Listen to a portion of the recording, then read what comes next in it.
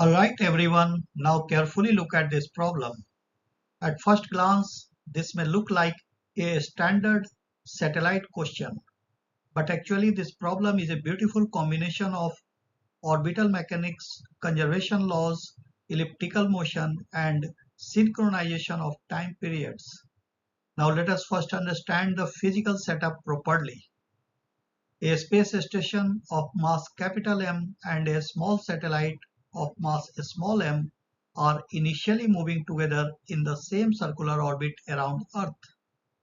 The radius of that circular orbit is 5r upon 4, where r is the radius of the Earth. Now, at a certain instant, the satellite is released tangentially from the station, and the word tangentially is extremely important. It means the separation happens only along the direction of motion. There is no push toward Earth or away from Earth. Now after separation, the satellite no longer remains in the same circular orbit.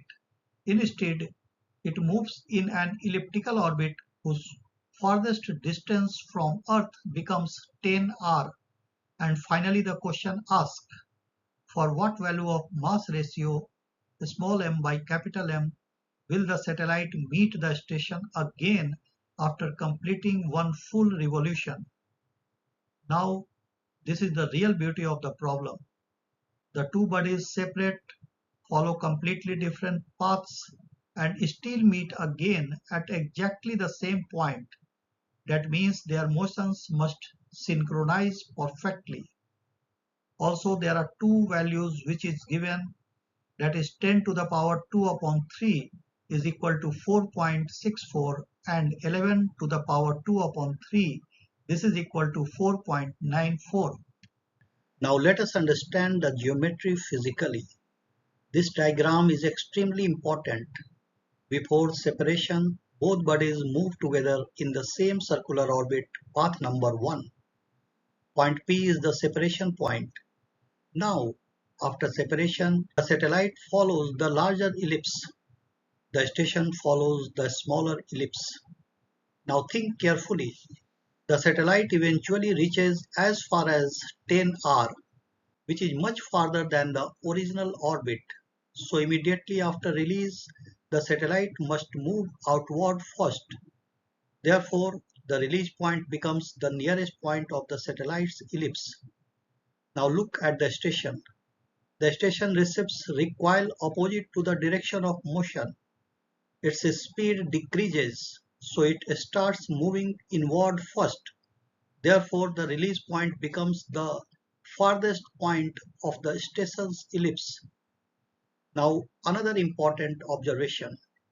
At the instant of release, the motion is purely tangential. That means the radial component of velocity is zero at that instant. And whenever radial velocity becomes zero in orbital motion, the body must be at an extreme point of the ellipse. That is why the release point automatically becomes an extreme point for both orbits. Now here is the solution of our problem. Let us first understand what is happening here. Before separation, the station and the satellite are moving together in the same circular orbit of radius 5r upon 4 with the exact speed, which is v0, required for that circular orbit. Now, the satellite is released tangentially. It means both bodies receive equal and opposite tangential impulses. The satellite gets the forward tangential kick along the direction of motion, and the station receives an equal and opposite tangential recoil opposite to the direction of motion. So, immediately after separation, the speed of the satellite becomes greater than the original circular speed, and the speed of the stations becomes smaller than the original circular speed. Now here we use the basic orbital idea. If the body moves at exactly the circular speed for that radius, it stays in a circle. If its speed becomes greater than the circular speed, it cannot stay at the same radius, so it moves outward first and its speed becomes smaller than the circular speed, it cannot stay at the same radius, so it moves inward first. So the satellite moves outward first, therefore the release point becomes the nearest point of its ellipse, and the station moves inward first, therefore the release point becomes the farthest point of its ellipse. Also, since the release is purely tangential, so the radial speed there is zero. Hence, that point must be an extreme point of the ellipse. Now we calculate the semi-major axes of both ellipses. For any ellipse, A is equal to Rp plus Ra upon 2. For the satellite, Rp is equal to 5p upon 4 and Ra is equal to 10R. So A1 is equal to 5R upon 4 plus 10R and whole upon 2, and this is equal to 45R upon 8. Now for the station, its apogee is 5R upon 4 and perigee is NR. So A2 is equal to 5R upon 4 plus NR to the whole upon 2, and this is equal to 5 plus 4n into R upon 8. These two semi-major axes are going to control the orbital periods through Kepler's law. Now comes one of the most powerful laws in celestial mechanics, Kepler's third law. It says T square is proportional to AQ. It means the orbital period depends only on the semi-major axis. Now applying this to both bodies, T1 upon T2 is equal to A1 upon A2 to the power 3 upon 2. And now substituting the value of A1 and A2 in it, we get T1 upon T2 is equal to 45 upon 5 plus 4n to the whole power 3 upon 2. Now let T1 upon T2 is equal to K. Then after rearrangement we get 5 plus 4n is equal to 45 upon K to the power 2 upon 3. This relation is extremely important because later we will eliminate n completely with help of it. Now for the further calculation we need a very important relation, and the relation is V square is equal to ZME into 2 upon R minus 1 by A, where R is the instantaneous distance of the satellite from the center of the Earth at that particular point, and A is the semi-major axis. This is the standard energy relation for a body in a gravitational ellipse. For many of us, this relation seems a little bit of strange, so I would rather derive it here. As we know that for a body of mass m in an orbit around the Earth, the total mechanical energy is E is equal to half mv square minus zme into m upon r. Now in case of an elliptical orbit, we know that there are two special points. One is perigee, that is the closest point to the planet from the center of the Earth. Let its distance is rp. And the another is apogee, that is farthest point from the center of the Earth.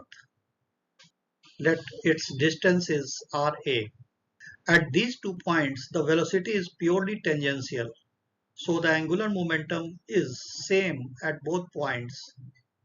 So we can use the relation in case of satellite, that is m into Rp into Vp is equal to m into Ra into Va, so that we can get Vp is equal to Ra upon Rp into Va.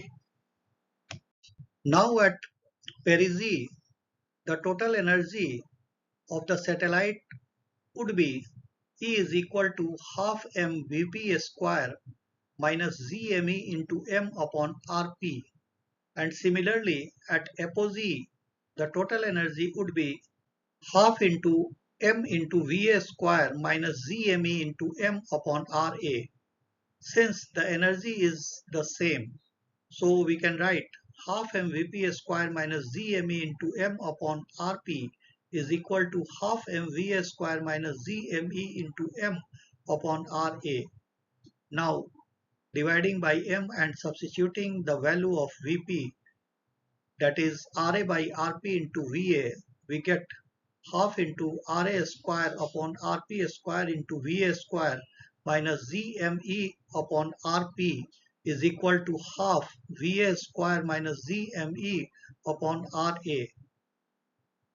And after solving it, we get va square is equal to 2gme into rp upon ra into rp plus ra.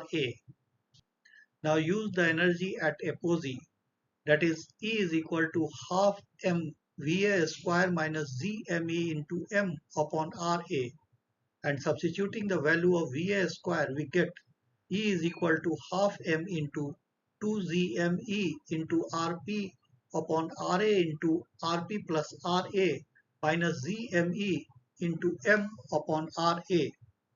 That is E is equal to Gme into m into Rp upon Ra into Rp plus Ra minus Gme into m upon Ra. So we get E is equal to minus Gme into m upon Rp plus Ra.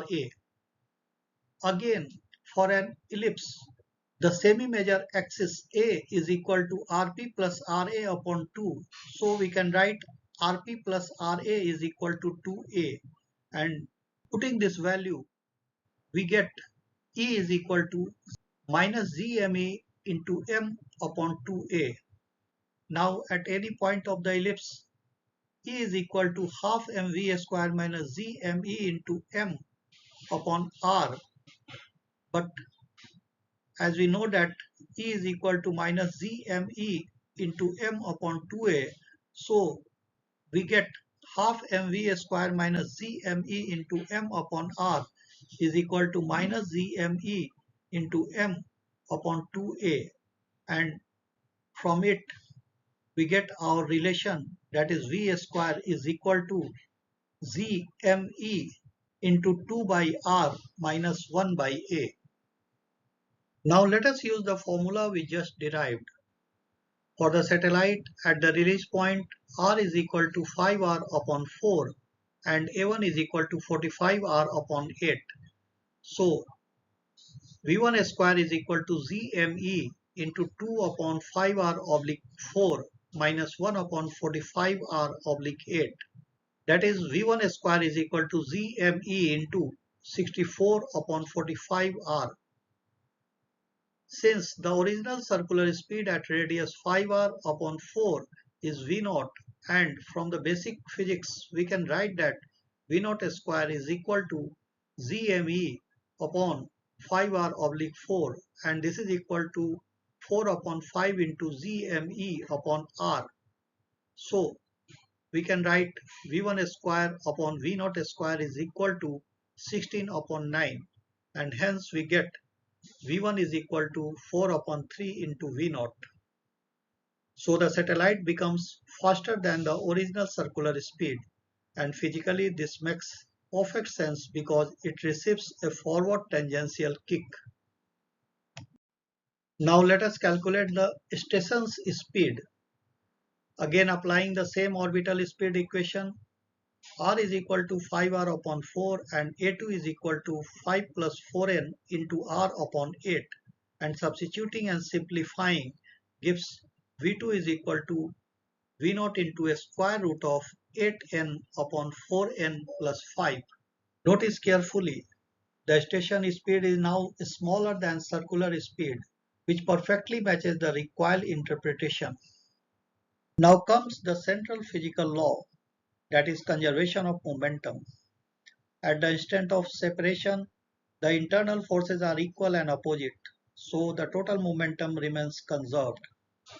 Before separation, the momentum is capital M plus a small m into v0, and after separation, the momentum is a small m into v1 plus capital M into v2. And from the conservation of momentum, we get capital M plus a small m into V naught is equal to a small m into V1 plus capital M into V2. Now substituting V1 is equal to 4 by 3 upon V naught and V2 is equal to V naught into a square root of 8n upon 4n plus 5, we get capital M plus a small m into V naught is equal to a small m into 4 upon 3 into V naught plus capital M into V naught into a square root of 8n upon 4n plus 5, and dividing each term by capital M into V naught, we get 1 plus a small m upon capital M is equal to 4 upon 3 into a small m upon capital M plus a square root of 8n upon 4n plus 5. Let a small m upon capital M is equal to x, then we get 1 plus x is equal to 4x upon 3 plus a square root of 8n upon 4n plus 5.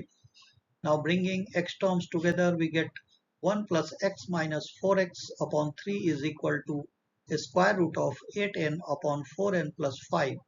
That is 1 minus x upon 3 is equal to a square root of 8n upon 4n plus 5.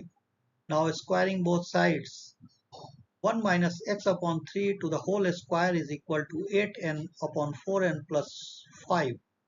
That is 1 minus 1 upon 3 into a small m upon capital M to the whole square is equal to 8n upon 4n plus 5, and this is the exact momentum relation. Now we combine the momentum relation with the Kepler relation. Earlier we found that 5 plus 4n is equal to 45 upon k to the power 2 upon 3, and using this relation we get a small m upon capital M is equal to 3 minus a square root of 2 into 9 minus k to the power 2 upon 3, and this is our equation 1, where we put T1 upon T2 is equal to k. Now we determine which values of k are physically possible. Our first condition, that is lower limit of k. Since masses are positive, that is a small m upon capital M is greater than 0, so from equation 1 we can write 3 minus a square root of 2 into 9 minus k to the power 2 upon 3 is greater than 0, and after solving it we get k to the power 2 upon 3 is greater than 9 upon 2. That is k is greater than 9 upon 2 to the power 3 upon 2. So we get k is greater than 9.54. Now the second condition is upper limit of k. The station must not hit the earth. Let its nearest distance from earth is n into r. So we need n is greater than 1. Now from 5 plus 4n is equal to 45 upon k to the power 2 upon 3, and using n is greater than 1, we get 5 plus 4n is greater than 9. Hence 45 upon k to the power 2 upon 3 is greater than 9, and from it we get k is less than 11.18. Therefore the physically allowed range for k is between 9.54 to 11.18. Now comes the deepest conceptual point of the entire question. The satellite returns to the release point after exactly one revolution. For the station to meet it there again, the station must also return to that same point at the same instant. That means the station must complete an exact whole number of revolutions during that time, not a fractional revolution. If the station completed 10.3 revolutions or 10.8 revolutions, then it would not be at the release point. Therefore, k is equal to T1 upon T2 must be an integer, and inside the allowed interval, only k is equal to 10 or k is equal to 11 are possible. Now for getting the final values of the mass ratio, we use the relation small m upon capital M is equal to 3 minus square root of 2 into 9 minus k to the power 2 upon 3. For k is equal to 10, we get small m upon capital M is equal to 3 minus square root of 2 into 9 minus 10 to the power 2 upon 3. It is given in the question the value of 10 to the power 2 upon 3 and it is equal to 4.64. So we get the mass ratio is equal to 3 minus square root of 2 into 9 minus 4.64. That is the required mass ratio is approximately equal to 0.047. And for k is equal to 11, we get the mass ratio is equal to 3 minus square root of 2 into 9 minus 11 to the power 2 upon 3. The value of 11 to the power 2 upon 3 is given in the question and this is equal to 4.94, and putting this value we get the mass ratio is approximately equal to 0.15. So we get our final answer, and this answer is small m by capital M, that is the required mass ratio is approximately equal to 0.047 or 0.15. Now notice something very important. This problem was never about memorizing formulas. The real challenge was understanding orbital behavior physically. We used recoil motion, circular orbit intuition, ellipse geometry, energy conservation, Kepler's law, and synchronization of orbital periods. This is real physics, and this is exactly how advanced physics problems should be approached, not by blindly solving equations, but by understanding what nature is trying to do. Thank you.